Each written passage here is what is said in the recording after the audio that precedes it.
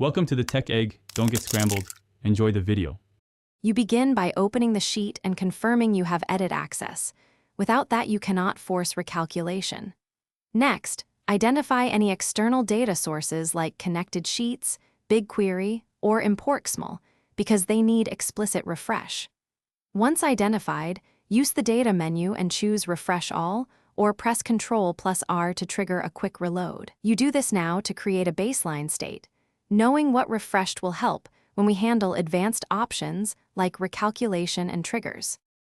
Now adjust the sheet's recalculation behavior.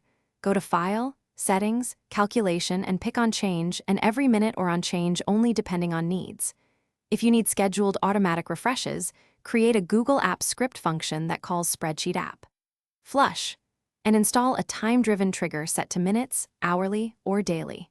For stubborn formulas, force recalculation by toggling iterative calculations or programmatically edit a dummy cell. This helps complex imports and volatile functions update reliably. Finish by verifying the refresh.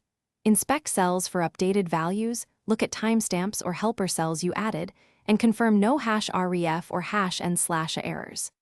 If data didn't update, check external source permissions, URL accuracy, and API rate limits that may block imports. When using app script, open executions or cloud logs to see runtime errors. Make sure triggers are enabled and authorized. One key tip: reauthorize the script or re-establish the data connection first. Many refresh failures stem from expired permissions. Thanks for watching. Consider subscribing if I helped unscramble your problems.